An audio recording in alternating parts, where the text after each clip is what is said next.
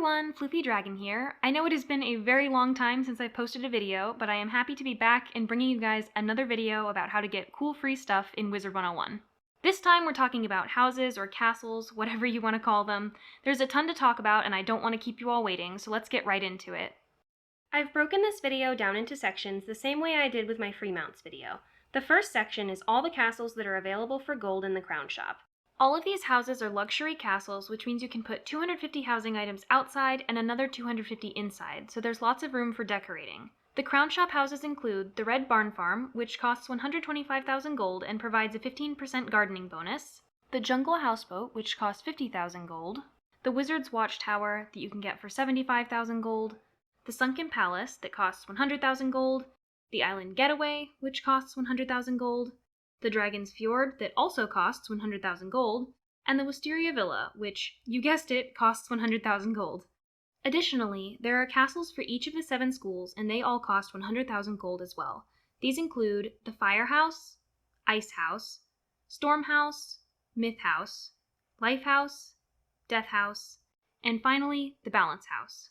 For this video, I'm not going to actually walk around these castles because you can easily preview any of these from the Crown Shop on your own. I don't want to add an extra 10 minutes to this video if I don't have to, so if you think you might like any of these houses, be sure to check them out in-game. There are other houses available for gold in all of the Arc 1 worlds as well. There are 2 in each world, so let's start with the Wizard City ones. These castles are both sold by Buxley Turtleton in the shopping district. Here he is on the map. The Wooded Cottage is a modest house, which means you can put 150 housing items outside and 50 on the inside. It's available for 8,000 gold, so it's a very cheap option, maybe for a starter castle on a new wizard. It's a pretty small house, but for 8,000 gold, it's a great deal. The Royal Playhouse is also pretty cheap. It's 15,000 gold and is a deluxe castle, so you can put 250 housing items outside and 150 inside. All of these world-specific houses follow the same format, so the cheaper one in each world is modest, and the more expensive one is deluxe, so I'm not going to say that specifically for the rest of this section. Anyway, the Royal Playhouse is pretty cool. I like that there are 2 separate buildings to decorate. I wish they would update the graphics of these older houses the same way they did with Wizard City, but it's still a good house in my opinion. Next up are the Crocotopia castles. These are sold by Digby Hammershell in the Crocosphinx. The first house he sells is the Oasis Camp for 10,000 gold. It's a pretty decent house if you like Crocotopia, but there isn't much to it, honestly. There's this empty island here that's a nice blank slate for anyone who likes decorating. Then further this way, there's this pyramid you can go in. The actual house is the tent, and the interior is pretty small. There are just 2 rooms, and they're not even fully separated, but overall, I think this is another good starting house. The other Crocotopia house is the Desert Villa, and it costs 20,000 gold. I honestly think this house is pretty cool if you don't mind the outdated graphics. It has a couple of different areas to explore and decorate, and you even get your very own Crocosphinx. The inside of the house is pretty small and simple, which I personally like. There are still 4 different sections to decorate and a small upstairs area too. I think for the price point of 20,000 gold, this house is pretty hard to beat. The Marleybone castles are next, and they're sold by Tortimer T. Shellington in the housing shop in Regent Square. Here he is on the map. The first of the Marleybone houses is the Metropolitan Manor, which costs 12,000 gold. The house is pretty nice. There's a little basement area over here that you can decorate. Back up this way is a nice grassy area with a small pond. I think it's supposed to be a park or something, I'm not totally sure. Anyway, the actual castle is very nice in my opinion because I like houses that are somewhat simple. If there's too much space to decorate, I don't even know where to start, but this house has a good balance where there's still enough space to make it look really cool. The next castle is the Royal Estate, and it costs 30,000 gold. I like this house a lot because you barely see any water in actual Marleybone, so it's nice to see a river and some waterfalls in this house. There are lots of areas in this house that you can decorate, like this yard over here. There are also these grassy pedestals that you could put some statues on or something. The inside of the house is also cool. It's very similar to the last house, just bigger with 3 or I guess 4 rooms since there's a somewhat hidden basement over here. It's attached to the 2nd floor, which is a little weird, but it is what it is. Up on the top floor, there's a nice section with windows, and then back outside across this bridge, there's a greenhouse area. The whole house looks pretty good in my opinion, even though the graphics on a lot of these houses look dated at this point. I still think it's a good castle, and I would definitely recommend it to anyone who likes Marleybone. Now onto the Mushu houses. These are sold by Kame in the Jade Palace. He's in the housing shop on the left as soon as you walk out of the spiral chamber, so he's super easy to get to. The first house Kame sells is the Tranquil Cottage for 15,000 gold. I really like the look of Mushu, so I love this house. I think it's really cute and simple, but would still be fun to decorate. Down this path is a little hut, and it leads to a lookout area with a waterfall next to it. Behind the house is more water with a little bridge and island that look really nice in my opinion. Inside the house is pretty small, but it's still interesting because there's the double staircases up to the second floor. There are really only 2 rooms, but I think you could do some cool stuff with the space. The other Mushu castle is the Imperial Palace, which costs 40,000 gold. This house is pretty impressive, and it definitely looks like a palace because there's the grand ramp up to the house. There's a lot of water and cool stone decorations and things. I like that there are several levels and sections to decorate out here because a lot of other houses are more flat and open, so it makes this house kind of unique.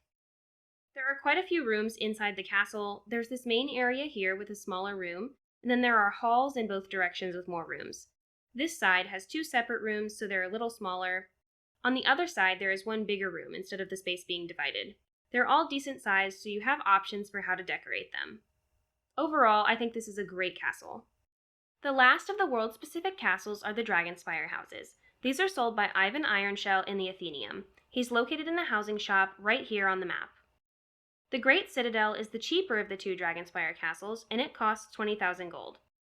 There is a ton of lava on the outside of this house, which makes sense because it is Dragonspire after all, but it doesn't really have much going on besides that. Dragonspire is one of those worlds that is in desperate need of a graphics update if you ask me, and these houses make that even more apparent. The interior is not much better. There are 2 floors to decorate and another exit at the top that puts you back on the roof of the house where there is a ramp back to ground level. I could see this being a fitting house for a fire wizard if you're someone who likes to stay on theme like me, and I will admit that I do really like that you can see the drakeling that helped us reach Malastare fly around the sky. The last castle for this section is the Grand Fortress, which costs 50,000 gold, making it the most expensive of these houses. But I personally think it's worth the price even with the outdated graphics because there are tons of different areas to decorate. As you can see, there's a huge basement section with lots of rooms, honestly too many to go through in detail in this video, so if you're interested in this house, you'll definitely want to preview it for yourself and explore.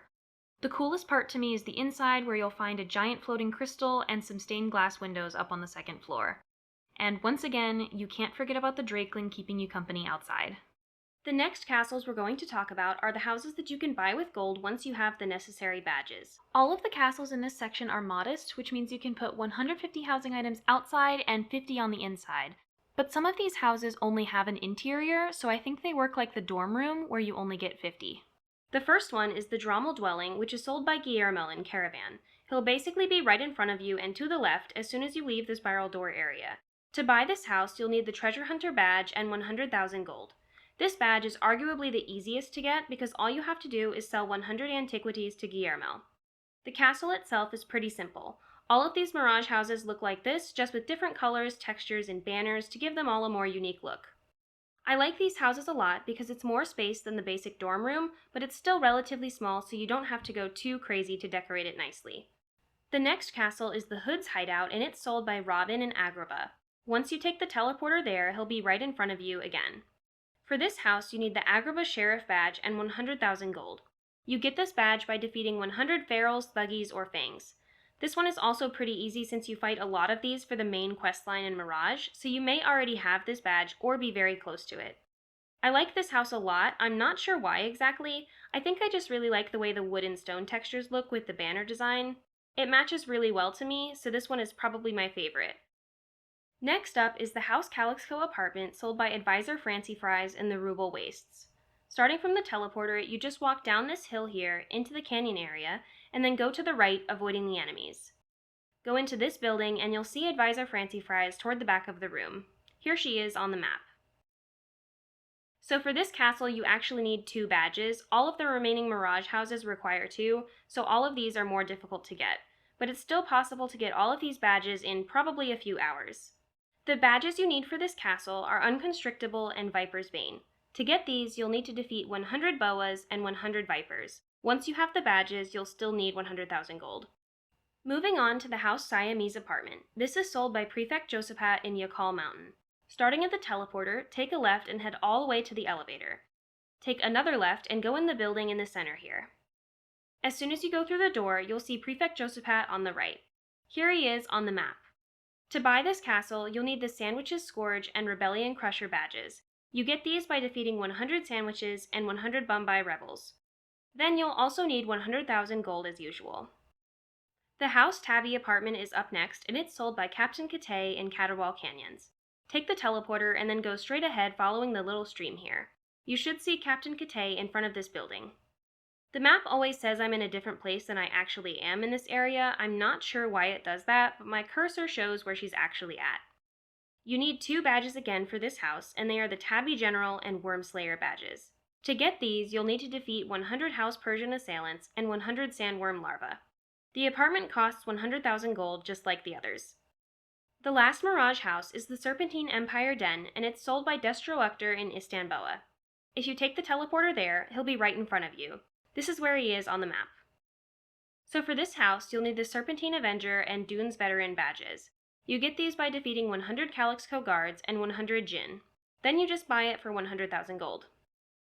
Okay, the next badge house is the Old Town apartment, and it's sold by Derek Blaze. He's the guy next to the bazaar in Old Town. Here he is on the map. For this castle, you'll need the Team Champion badge, which means you need to help 2,000 teams through the Team Up kiosk. I don't think there is any house that I would ever want enough to put myself through that, but if you really love this house, then by all means, go for it. Once you have the badge, it costs 100,000 gold just like the Mirage houses. The apartment does look very nice, and I've seen some people do an awesome job decorating it. It definitely has a ton of potential. I just could never bring myself to spend that amount of time getting the badge for it. The final badge castle is actually a mix between this section and the next one, which is crafted houses. It's called the Castle Tours apartment, and the recipe is sold by Angelica Winspar in the Castle Tours headquarters. So not only do you need the Castle Assessor badge, which you get by raiding 1,000 castles through Castle Tours, you'll also need 5,000 gold to buy the recipe and the reagents to craft it. All of the reagents except blueprint tokens and amber are pretty easy to get. Blueprint tokens are only obtainable in a couple of ways, and you need 64 of them. You can get 10 blueprint tokens from the Scroll of Fortune once you reach 780 points. This reward is included with the free version of the scroll, so you could do this on all of your wizards for a total of 60 tokens. You can also get blueprint tokens from the Spiral Scene event. Reaching 40 points will earn you 4 tokens, and then reaching 240 points will give you another 6 for a total of 10 per wizard. These are by far the most reliable ways to obtain blueprint tokens, but you can also buy them from Majid, the loyalty shop vendor, but only if he is currently offering them in his shop. And they are auctionable as well, which means they can pop up in the reagents section of the bazaar if someone ever decides to sell theirs. I have personally never seen it happen, but it is possible, so it may be worth keeping an eye on the bazaar if you need to get those last few blueprint tokens. You'll also need 1 amber to craft this house, which isn't bad at all, but it is a little bit more difficult than the other reagents you'll need. You can get amber from the daily reward in the Blacksmith's Fjord house, or from farming the hidden bosses in the Aquila dungeons. There are other ways as well, but those are the ones I would recommend since you just need 1. Everything else can be found either at the bazaar or from a reagent vendor. As you probably noticed, this house is pretty much identical to the Old Town apartment, so if you like this castle, you have 2 options for how to get it, which is kind of nice since both are pretty difficult to get, just in different ways. Alright, so you already know what this final section is. Crafted houses are usually pretty difficult and time-consuming to get because they require multiple other crafted housing items. All of the houses in this section are luxury castles, so you can place 250 housing items both inside and outside. These castles also have to be crafted at the Grizzleheim crafting station, which is not one that you can purchase and place in your house. Instead, you'll have to go to Northgard and make your way to the Hall of the Ice Forge, which you can find near Mircolm Keep on the upper right side of the map. Inside, you'll find the Grizzleheim crafting station. Conveniently, also in Grizzleheim is the first crafted house, the Watchtower Hall. The recipe is sold for 60,000 gold by Torald Wayfinder in Northgard. To craft this castle, you'll need to be at least a master artisan, and then you'll need 10 blizzard treasure cards, 20 ghostfire, 4 wooden water towers, 4 carved stone towers, 15 ornamental stepstones, 30 stacks of wood planks, 8 grassy mounds, and 2 water fountains. I calculated exactly how many of each reagent you would need to craft all of these items, and the numbers are no joke.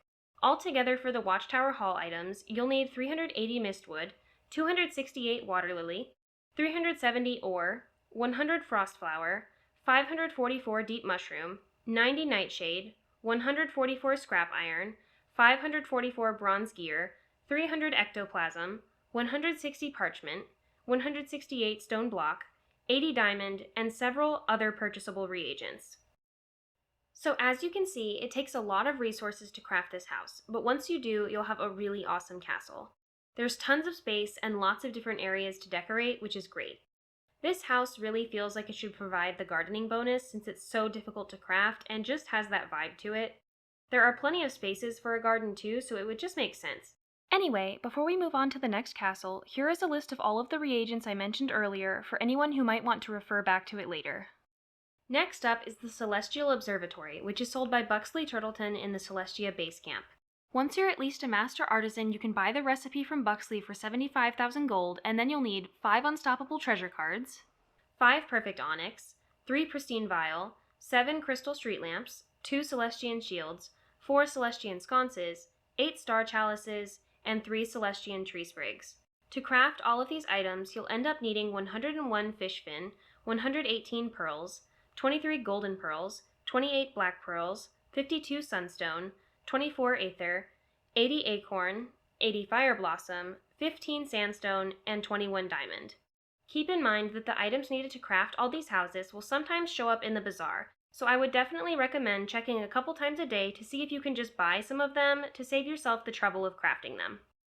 So anyway, I think this house is super unique. I really like that it's themed around the astral schools of magic and that each one of those is represented by floors in the house. I also love that you're just in a castle floating around in space, so you can see some planets in the sky, and you can even see the giant one from the observatory here on the top floor. And once again, before we move on to the next castle, here's a list of all the reagents I went over a minute ago. The next house is the easiest of the crafted castles, and it's the Weird House. The recipe is sold by Padraig in Abbey Road, and you'll need to be at least a master artisan to purchase it. You can find him toward the back of this section with the tents on the left. You'll need 60,000 gold to buy the recipe from him, and then 6 Forest Lord treasure cards, 4 poison treasure cards, 10 Grendelweed, 40 mistwood, 1 vine, 2 brick-walled ponds, 2 cephalopod obelisks, and 2 jars of mushrooms. I consider this house the easiest to craft because I regularly see both brick-walled ponds and cephalopod obelisks in the bazaar, which means you don't even have to craft 2 of the 3 housing items. Jars of mushrooms are the only thing I haven't seen in the bazaar, and even then they aren't super difficult to craft. But on the off chance you can't find any of the items in the bazaar, here are all the reagents you'll need to craft them.